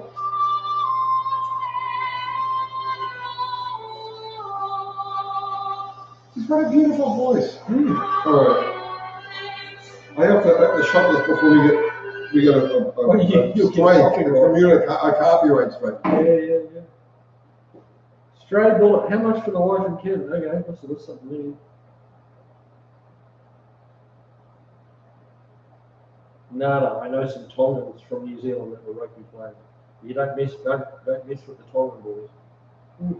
Them's big boys.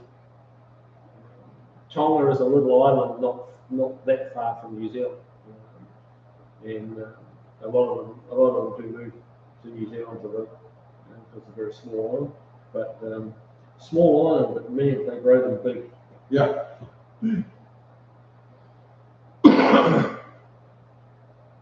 All right, so let's see. Reminds you of church. And there are sometimes we gotta have a little class, it's balance. It's balance. You gotta go from G.G. Allen to the New Zealand national anthem, man. That's balance. Now we get some Zappa in the middle of that. You're rocking. So is a little island just west of New Zealand. That's true.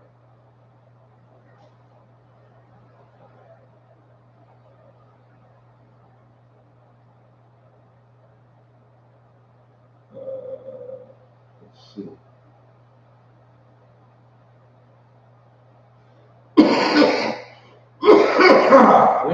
When is the rematch with Andy? Is Andy the Cashman? Yes. Right. We were supposed to go sometime in October. He's got the date and the location lined up, but I don't even know what or where. I'm supposed to have the better engine done for that time, but we'll see what happens. So crash a lot. Is there an old Zealand as opposed to a New Zealand? Yeah, really, where's the old Zealand? I don't think there is one. I bet you it's under Antarctica. Yeah, under the ice. I Could bet be. you, I bet you Could it's in Antarctica. Gee, there must be an old Zealand. I'm trying to think. That's a really good question. Just Zealand it would be. Yeah. Okay. That's a good. Oh, so Google Gary here is going to look it up for us. Yes. I'm just about one of the booths tonight. Let's see. Oh, Yeah, well, you're losing miserably on the votes. I know. And we're losing viewers constantly. And that's fine. You need to come still. Where is Old Zealand? In December 1642, Dutch navigator Abel Janszoon Tasman. Tasman, over Tasman, yeah. Oh, you know that? Yeah. It was the first European to sight New Zealand, South Island, and Dutch cartographers named the territory. But where did they get the news from? I don't know. Where I'm is sure I Old learned it Zealand? at school, but that's so long ago, I've forgotten. Old Zealand is where it has always been, in the southwestern Netherlands, between Flanders and Holland, and the Scheldt and Meuse estuaries. I'm lost. Okay. Ari's in the house. Anytime I bring up an estuary, I check out.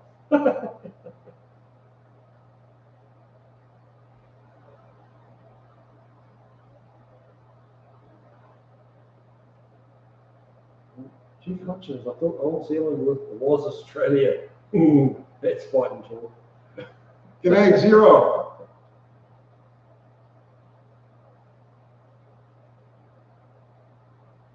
Stray bullet, yeah, 351 Cleveland and used at its limit is music. That's true. That's true. Those Phase 3 351 GT Falcons, they sounded spectacular. Matt Jones, what is pinion slap? Have you ever heard the term pinion I slap? have never heard of Finland slap. I mean, if you just, do you mean backlash? I don't know. Could that be, the backlash that you're supposed to have a certain amount? Possibly, but I maybe. Never heard the term pinion slap, no. Let's see. So you crash a lot. I love how. Oh, piston slap. Is that what you're talking about? So let's go back to that. TDB, piston. What is piston? Oh, okay. What is piston slap? Piston slap is when the piston can rock in the bore. So race engines are built with loose clearances, and what will happen is the piston will rock. Well, not just race engines. Let's rephrase that. An engine that has a large clearances, whether they're designed into it or they're worn into it, the piston will rock in the bore, and the skirt will tap against the cylinder wall, and that gives you what's called piston slap. It's amazingly noisy, though, isn't it? Considering It can be. the piston's moving 5,000ths of an inch into the bore. So the force that's involved there. Yeah, the force of it, but like to be so close to something and be able to make such a crack when it hits. Well, you notice too, it happens too where the piston is reversed in direction. Right. So you're switching that. So you've got inertia. You've got the inertia, even though you got dwell, a couple of degrees of dwell at the top, there's still all the inertia built into the piston. Mm. So it's wanting to keep moving, and then all of a sudden it gets sucked down and bam. Yeah, and it literally slaps the ball. That's why they're so noisy. Mm. Minor piston slap is the sound of power. Like if you could ever hear something like, let's say, a pro model or pro stock motor or anything like that with like mufflers, like dead quiet mufflers, and just listen to the engine, the mechanical noises in, you'd be horrified. You say, there's no way that thing runs. It's going to fall apart as soon as it goes up. Because everything is loose and moving around and happy and all that. You just don't hear it because it's going through mufflers, going through the open headers. So, BZRX is asking why so many custom Mustang front suspension kits. guessing there's a little bit of breakdown in the English there a little bit, are often installed on which cars? Sorry, no experience with that. But I would assume you're talking about the Mustang 2 front suspension as it's been kind of named. It was Simple and adaptable. yeah, that's right. Simple and adaptable. That's the best way to explain it. The original old Mustang 2s, they had a cross member that you could unbolt and pretty much adapt into whatever you wanted to put into. And then the aftermarket caught onto it, started making their own cross members rather than trying to source, used cross members out of wrecks and stuff like that. And then they started making the lower arms and all the various componentry. And really, it's evolved way past the modern Mustang 2 front suspension as it's advertised is really very little to do with the original, back in the 70s. Like you can't fit the parts out of a modern Mustang 2 suspension, won't bolt straight into an actual Mustang 2. So they've come a long way. What they really are is a universal double A-arm front suspension kit. That's what they really are. I'm getting a tick from Dean. Dean's check of approval from Dean. Oh, nice. Thank you, Dean. Let's see. Tavo is our resident ME6 guy. Yeah, Tavo is a wealth of knowledge, man, on that Aussie stuff. Cordova drivers probably listen to the Carpenters. You're probably not far off.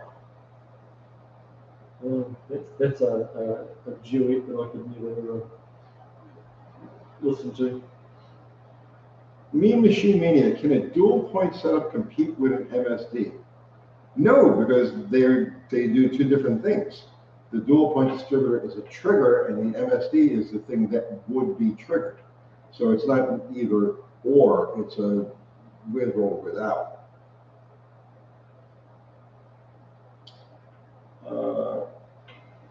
Tony, do you side gap your spark plug? Only if I'm looking for the last little bit. So the thing about side gapping plugs is that it's not a good thing to do on a street engine. Anything that you can, that let's say is going to idle for any amount of time, or see any type of low speed operation, because the ground strap, the reason spark plugs are designed the way they are, with the ground strap going over the electrode, is that the ground strap acts as a shield. So as like liquid, as fuel particles are blown at the plug, the ground strap diverts them away from the center electrode. So now when you side gap the plug, you're taking away that, and now the electrode and the ceramic are no longer protected from a direct stream of fuel, and it's much easier to foul. So side gapping is something that I only practice on an engine that doesn't idle for any amount of time, that doesn't get driven, that's a race only thing, and really only when you're looking for the very last, like, the last zillionth of a horsepower, you start side gapping. So that's like a surface gap. That's what I was wondering what it was, and now you've explained it. It's like my terminology for that would be surface gap, right? So surface gap is something that Champion was doing for a while. Right. Where, I don't know, spark plug can be. So instead of having a ground strap, okay, they had the electrode recessed, and then through the side of the plug, literally in the threads, was like a pin, like a dowel pin. So when you looked at the top of it, when you looked at the spark plug, it was completely flat on the top. Nothing stuck out. It was all recessed. And the pin, so the spark jumped to the side to that pin. And those were called surface gap plugs. Okay. That was Champion built those. And I'm going to say, Franco, when did, because we got those, we got hand-me-downs from, oh God, I'm trying to remember. It might have been Ron Leaf. We got like boxes and boxes of those Champion plugs. Do you remember what years they made those?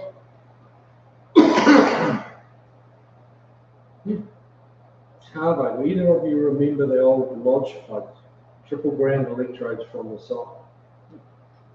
One electrode is all you need. One electrode, one ground strap. Triple ground electrode, so triple ground.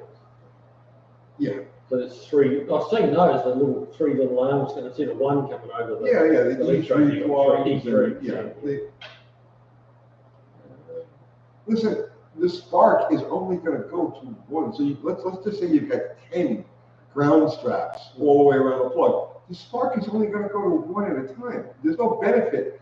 You know, it's like saying, oh, you know, yeah, the flame front is going to get bored of having the plug, having the spark always go to this one. Yeah. Let's change it up a little bit and make it go to this one. It doesn't work like that.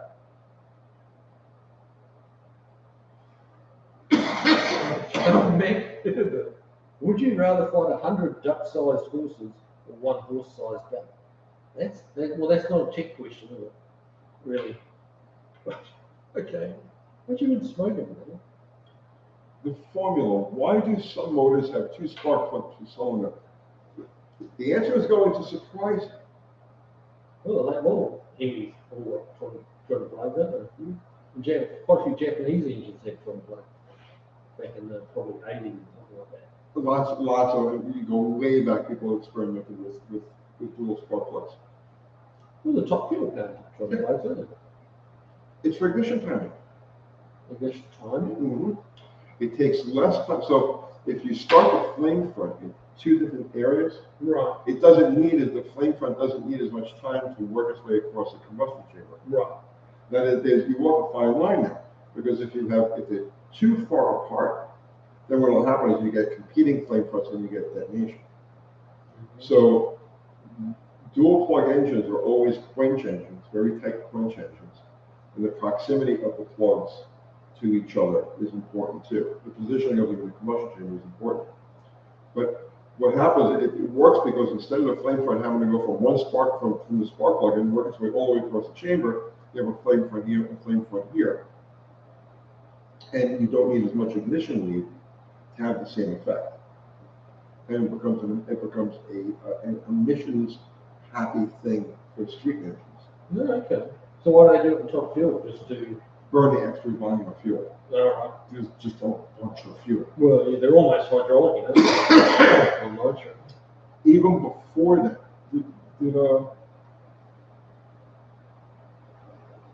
I want to see if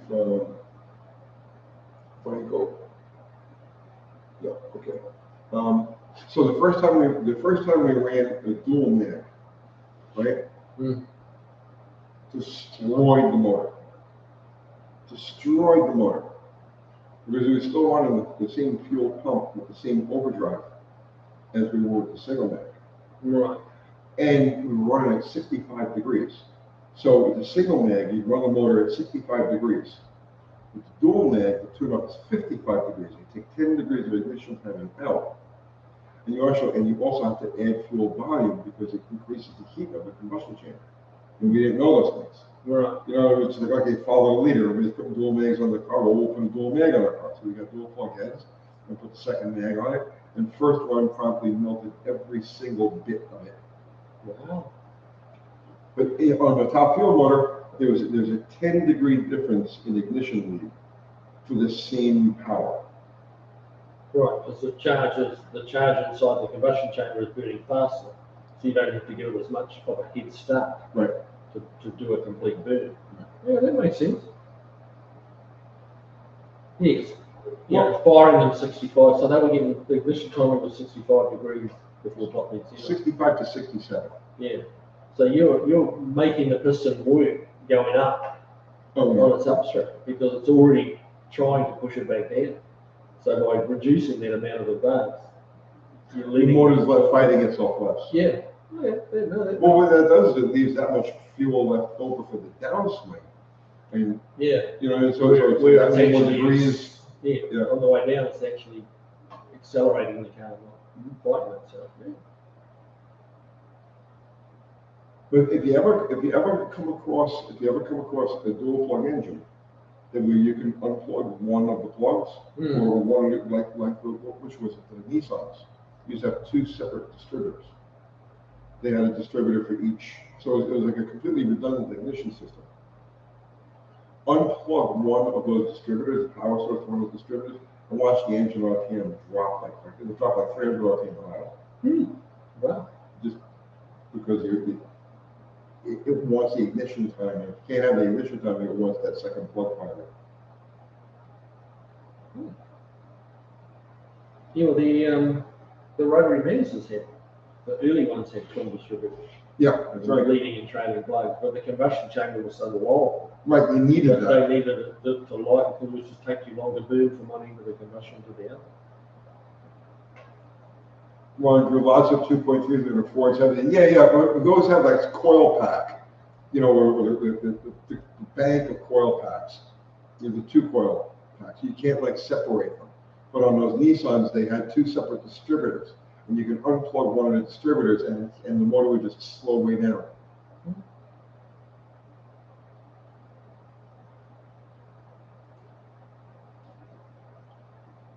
All right. I think, okay, we're coming up, it's almost getting close to 2 hours. I think we're going to pull the plug. Yeah. Get you home together. Yeah, she's suffering. She really is. She's a mess, and the puppy's got to go out. She wouldn't ring if she wasn't hurting. Right, exactly. Where she is. Oh, Chris Cadman.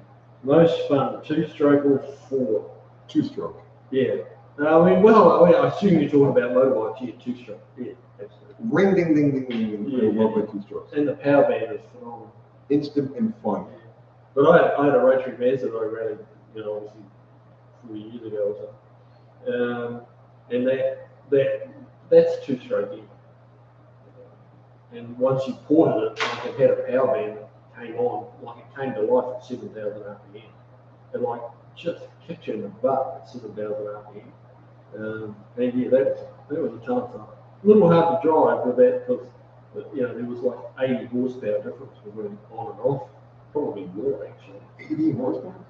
Yeah, well, it was probably making about 250 horse. And yeah, it was probably around 150 before the power band, and then it just kicked you in the ass. That's a good place. It's fun, but if you're halfway around the corner and you're already like pushing it, right, and then suddenly someone kicks you in the back with another 80 horsepower, it's like, ah! I live for that. A little bit hard to hang on to. All right, guys, we're gonna pull a plug. This is like a mission of mercy here. I gotta go take care of the old lady. So of course you've all subbed to Kiwi, who hasn't been making content because he doesn't love you as much as I do. See, I love you a lot. I make content. Look at how much I love making people. Oh, jeez, I know, but you don't care about them. Because if you really cared about them, you would be making content all the time, Kiwi. It's coming. It's coming. It is one day, but there it's a little bit like tomorrow. All right. Kiwi's Cadillacs and Converters. There you go. All right. The company with a million names. You need to patent or you need to copyright all of them. All of them. All of them, yes. Make a T-shirt for each one. There you go. All right, so all I guess is go over there or something. Ari, Poobar Zero, I don't know what you guys are still around. Thank you, we love you. Thank you so much. Anybody contributed to the chat, which I don't think anybody did tonight, but that's cool. I love you anyway. And everybody contributed to the presence in the conversation. Thank you all so much. Thank you, guys. And more videos tomorrow, man. Yeah. I'm not coming to your place. I'm going to force you to make a video. All right. All right. I'm going to pull this. I'm going to hit that button broken. It's all over. It's just like it was a dream. See you guys. Like, you got to go like this one. Ready?